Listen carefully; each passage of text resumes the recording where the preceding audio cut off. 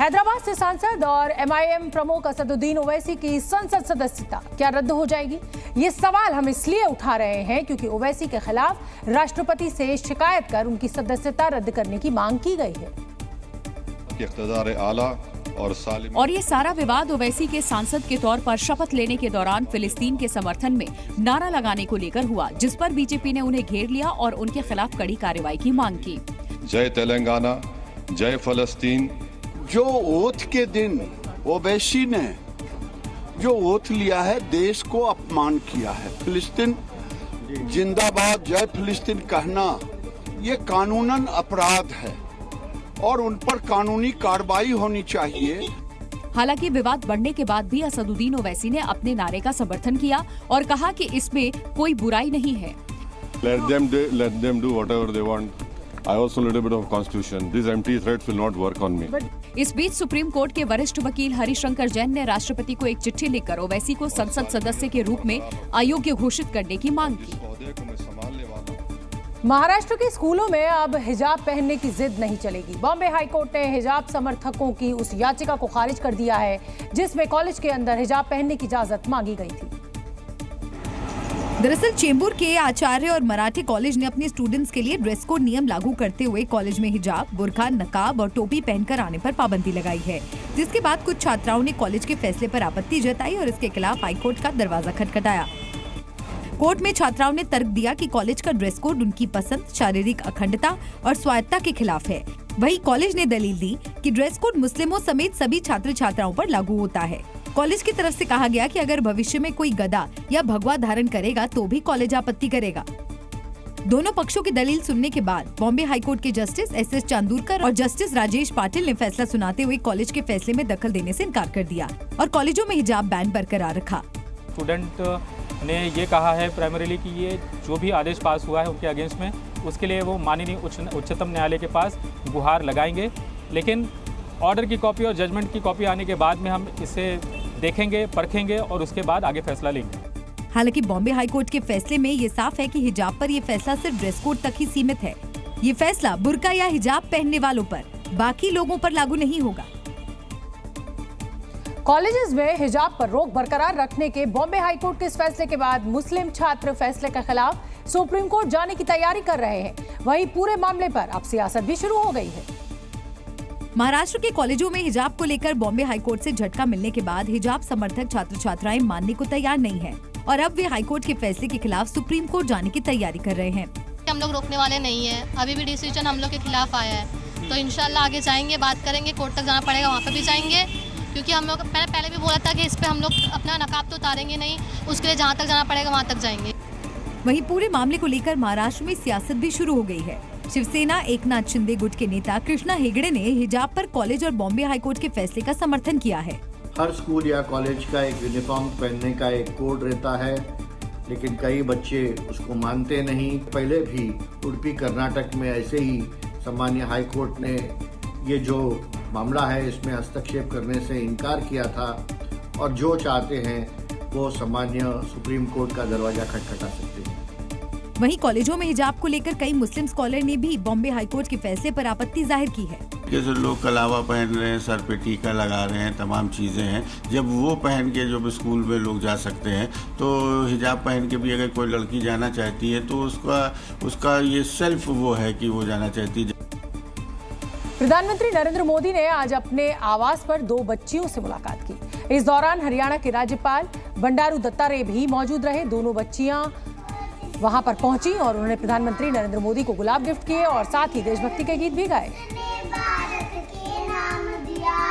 वतन की खातिर दीपक बनकर खुद को जला दिया, शब्द ही नहीं जो इनका शुक्रिया करे, हाथ जोड़ मोदी जी को वंदन करे।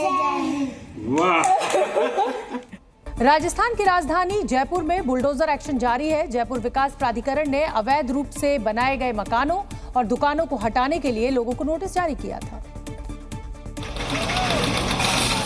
जिसके बाद कई लोग खुद ही आगे आए और अतिक्रमण हटाने में जुट गए। इसकी तस्वीरें भी सामने आई। इन तस्वीरों में अलग अलग इलाकों में बुलडोजर अतिक्रमण हटाते दिखाई दिए। दरअसल जयपुर के न्यू सांगानेर रोड को 200 फीट चौड़ा करने की योजना है।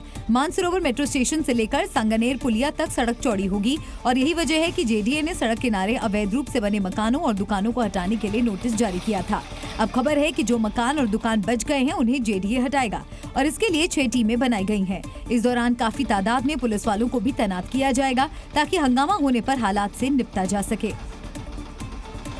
उत्तर प्रदेश में हलाल सर्टिफिकेट जारी करने वालों के खिलाफ एक्शन शुरू हो गया है। एसटीएफ ने हलाल काउंसिल ऑफ इंडिया के अध्यक्ष समेत 4 पदाधिकारियों के खिलाफ चार्जशीट दाखिल कर दी है। और एसटीएफ ने जिन लोगों के खिलाफ चार्जशीट दाखिल की है उनमें हलाल काउंसिल ऑफ इंडिया के अध्यक्ष मौलाना हबीब यूसुफ, उपाध्यक्ष मौलाना मुदस्सिर, जनरल सेक्रेटरी मोहम्मद ताहिर जाकिर हुसैन और ट्रेजरर मोहम्मद अनवर शामिल हैं। इस चार्जशीट में हलाल काउंसिल ऑफ इंडिया के अध्यक्ष सहित कुल 4 पदाधिकारियों के नाम हैं और उनके खिलाफ जारी इस चार्जशीट के बाद अब इस पूरे मामले में और भी तेजी आने वाली है। दरअसल पिछले साल नवंबर 2023 को योगी सरकार ने हलाल सर्टिफिकेट के साथ बेचे जाने वाले खाद्य पदार्थों की बिक्री पर पूरी तरह रोक लगा दी थी और इसी मामले में 18 नवंबर 2023 को इन चारों के खिलाफ एफआईआर दर्ज हुई थी।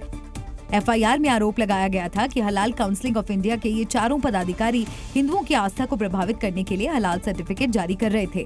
एफआईआर में ये भी आरोप लगाया गया कि हलाल सर्टिफिकेट जारी करके ये मोटी कमाई करते थे और उन पैसों का इस्तेमाल देश विरोधी साजिश रचने और आतंकियों को फंडिंग करने में करते थे। फिलहाल इस मामले में चार्जशीट दाखिल हो चुकी है और अब एक्शन की बारी है। सरकारी नौकरी ढूंढ रहे युवाओं के लिए एक अच्छी खबर सामने आई है। उत्तर प्रदेश में युवाओं को रोजगार का मौका मिलने वाला है। पिछले दिनों योगी सरकार ने खाली पदों को भरने का आदेश दिया था, जिसके बाद अब सेवा चयन आयोग जल्द ही नौकरी के लिए विज्ञापन जारी करेगा और ये विज्ञापन 13,000 से ज्यादा किए जाएंगे। उत्तर प्रदेश सेवा चयन आयोग जिन भर्तियों के लिए विज्ञापन जारी करेगा उसमें स्वास्थ्य विभाग के अंतर्गत एएनएम के 4800 पद, राजस्व विभाग के अंतर्गत लेखपाल के 4700 से ज्यादा पद, राजस्व परिषद और तमाम विभागों में कनिष्ठ सहायक के 1100 पद, आवास विकास और अन्य विभागों में जेई इलेक्ट्रिकल और मैकेनिक के 500 से ज्यादा पद, उद्योग और उद्यम प्रोत्साहन के 300 पदों पर भर्ती की प्रक्रिया शुरू करने की तैयारी है। इन पदों पर भर्ती के लिए अगले महीने यानी जुलाई में विज्ञापन जारी होंगे और युवाओं के पास सरकारी नौकरी पाने का सुनहरा मौका होगा।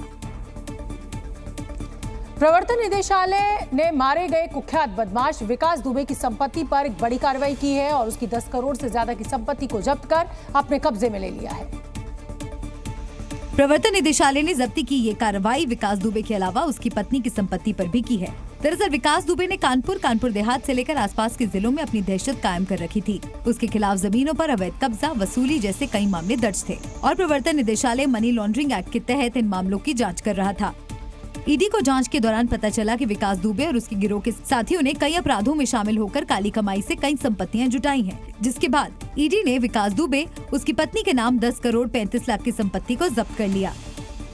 पुलिस पर हमला कर 8 पुलिस कर्मियों की हत्या कर दी थी, जिसके बाद पुलिस ने विकास दुबे को मध्य प्रदेश के महाकाल मंदिर से गिरफ्तार किया था और कानपुर वापस लाते समय गाड़ी पलटने के बाद उसने पुलिस पर फायरिंग की थी, जिसके जवाब में पुलिस की गोली लगने से उसकी मौत हो गई थी। उत्तर प्रदेश के कानपुर में बीजेपी नेता शैलेंद्र त्रिपाठी पर पुलिस वालों के साथ बदसलूकी का आरोप लगा है। बताया जा रहा है कि पुलिस ने ब्लैक फिल्म और हूटर लगी बीजेपी नेता शैलेंद्र त्रिपाठी की गाड़ी को रोकने की कोशिश की तो फिर ये पूरा मामला खड़ा हो गया, जिससे शैलेंद्र त्रिपाठी भड़क गए और पुलिस वालों से बहस करने लगे। आरोप है कि इस दौरान उन्होंने पुलिस वालों को धमकी भी दी। समाजवादी पार्टी तुम्हारी चल रही है, तुम अखिलेश को लाने के लिए काम कर रहे हो। पुलिस वालों के साथ हुई बहस का वीडियो भी सामने आया। इस वीडियो में बीजेपी नेता शैलेंद्र त्रिपाठी पुलिस वालों को धमकाते दिखाई दिए। इस दौरान वहां मौजूद एक पुलिसकर्मी ने इसका वीडियो बनाने की कोशिश की। तभी बीजेपी नेता के साथ मौजूद एक शख्स पुलिसकर्मियों से भिड़ गया और मोबाइल छीनने की कोशिश की। बीच सड़क पर बीजेपी नेता और पुलिस वालों के बीच काफी देर तक तीखी बहस होती रही। दावा किया गया कि इस दौरान बीजेपी नेता ने गलत शब्दों का भी इस्तेमाल किया। बताया गया कि विवाद इतना बढ़ गया कि पुलिस ने बीजेपी नेता की गाड़ी के खिलाफ कोई एक्शन नहीं लिया और कुछ देर बाद वो वहां से चले गए। बीजेपी नेता शैलेंद्र त्रिपाठी के पुलिस वालों के साथ बदसलूकी मामले पर समाजवादी पार्टी की प्रतिक्रिया अब सामने आई है। पार्टी के नेता अजीज खान ने शैलेंद्र त्रिपाठी को आड़े हाथों लिया और कहा कि कानून तोड़ना तो बीजेपी नेताओं की आदत है। देखिए, बीजेपी की तो आदत है, ये खुद ही कानून बनाते हैं और खुद ही उसका उल्लंघन करते हैं। तो मुझे लग रहा कि उसी कड़ी में शायद ये कानपुर की घटना को जोड़ा जा सकता है। Zee News.